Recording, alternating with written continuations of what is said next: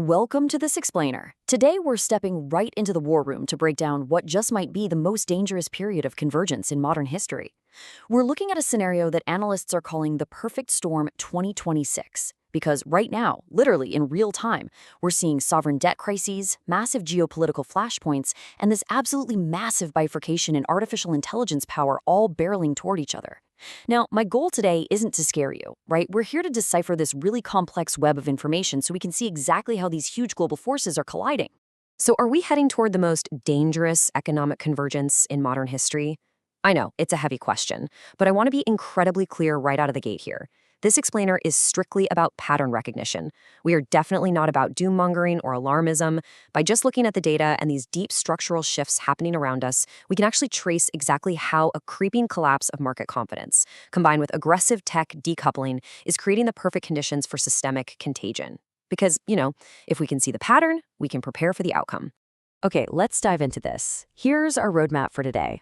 1. The Debt Contagion Engine. 2. The geopolitical layer. 3. The AI sovereignty shift. And finally, 4. The sovereign mindset. Let's get right into it. Section 1. The Debt Contagion Engine. We're talking about a systemic virus. To really grasp this first atmospheric front, we kind of need to completely reframe how we think about national debt. Sovereign debt crises, they don't just act like isolated little financial hiccups. They behave exactly like a systemic virus. And the ruthless three-step mechanic of how this virus spreads starts with a simple erosion of trust. That erosion immediately leads to spikes in bond yields, and when those yields spike, it becomes incredibly difficult for nations to just service their existing debt. Then, step 2 is where the dominoes really start falling, the hidden tensions in private credit. Think about it. Over the last decade of super low interest rates, trillions of dollars flooded into these opaque private credit markets. When macroeconomic stress hits, it triggers severe margin calls and forced selling behind closed doors, draining liquidity almost overnight. And finally, step 3, the financial virus jumps borders. Since our global markets are just so intricately interconnected, you've got pensions, banks, sovereign wealth funds all holding each other's paper.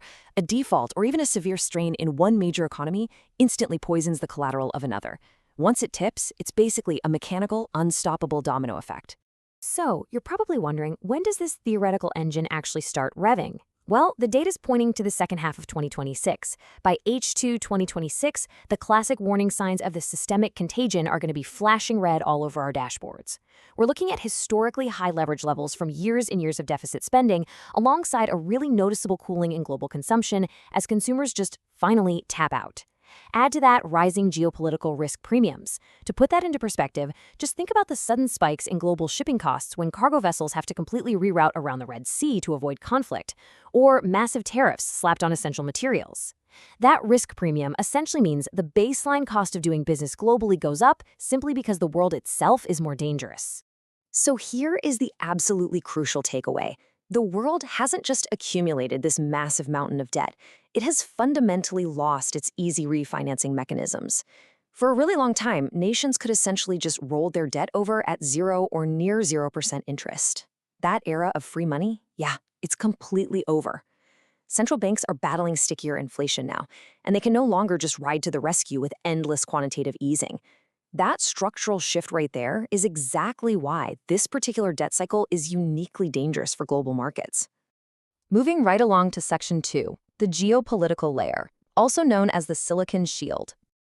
Now we're taking that immense financial instability we just talked about and dropping it squarely onto a highly volatile geopolitical chessboard. Looking at the timeline, right now in the present, we're watching global powers aggressively build out their alliances. By the second half of 2026, those financial warning signs we just discussed will peak, but the horizon points to an even more critical date, 2029. The source material highlights the 2029 Taiwan trigger as the #1 single-point risk for global supply chains. Get this, Taiwan produces over 60% of the world's semiconductors and over 90% of the most advanced chips that power literally everything, from your smartphone to next-generation military hardware. A disruption there isn't just some local dispute, it would freeze global manufacturing and instantly shave trillions off the global GDP. Financial instability is dangerous enough on its own, but when you amplify it by physical geopolitical trigger points of this magnitude, the systemic risk multiplies exponentially. And this brilliantly illustrates the two competing technological decoupling strategies operating at a massive scale right now. totally in the shadow of that Taiwan risk. On one side, the West, primarily the US and its allies, is building what's called a fortress. This strategy involves utilizing tight export regulations, sanctions, and massive capital subsidies to defend historical technological dominance and bring advanced microchip manufacturing closer to home. Then, on the exact opposite side, the East, led by China and its partners, is aggressively building a silicon wall. Their goal is total operational independence. They're pouring billions into proprietary tech like Huawei and Ascend superpods, so they are completely insulated from Western sanctions. We are essentially observing two distinct hemispheres decisively walling off their tech ecosystems to secure their own futures. Make no mistake, this is not your standard free market competition anymore. This is active, deliberate preparation for a permanently decoupled world. There is absolutely no turning back from this drive for operational independence. The bridges that once connected a unified globalized supply chain, they're actively being burned. Two entirely separate technological infrastructures are being built from the ground up to ensure neither side ever has to rely on the other during a crisis. Which brings us to Section 3, the AI sovereignty shift. AI is the new currency. To really understand this third front of our perfect storm, we need to completely update our mental models about what artificial intelligence actually is today. It's no longer just a cool piece of software or a helpful little chatbot or a tool to write your emails faster. AI sovereignty is the new determinant of national power. Whoever controls the massive compute infrastructure, the localized data sets, and the top-tier engineering talent, they dictate the future of their economy. AI has fully transitioned into a geopolitical currency. For nations, securing sovereign AI capabilities is basically the ultimate insurance policy against being digitally or economically isolated in that aggressively decoupled world we just explored. Because AI translates directly into national power, the pillars of the geopolitical chessboard are changing super rapidly. We're seeing massive nation-state level investments in sovereign AI infrastructure, rather than nations just relying on foreign tech giants. We're witnessing fierce global battles, not just for physical territory, but for raw microchips and the massive gigawatts of energy required to run these giant data centers. And this brings us to the new power players, entities like DeepSeek, Huawei Ascend, Alibaba Cloud, and SpaceX AI. These aren't just traditional tech companies focused purely on consumer products and quarterly earnings anymore. They act as structural pillars of national defense and global influence. When a private entity controls the satellite communications grid for an entire hemisphere or holds the foundational models that power a nation's defense logistics, well, they're elevated from mere corporate entities to critical sovereign infrastructure. Finally, Section 4, the sovereign mindset. Let's talk about how we actually navigate this storm. So the debt engine is humming, the geopolitical map is splitting right down the middle, and AI is rewriting national power. I know, it sounds incredibly intense because it absolutely is, but take a breath. This is not the end of the world. What we are actually experiencing is a painful, highly complex transition to a brand new architecture of global power. Throughout history, old systems have to break down before new, more resilient ones can take their place. Understanding this as a massive structural shift rather than some apocalypse, that is the critical first step to actually surviving and thriving in it.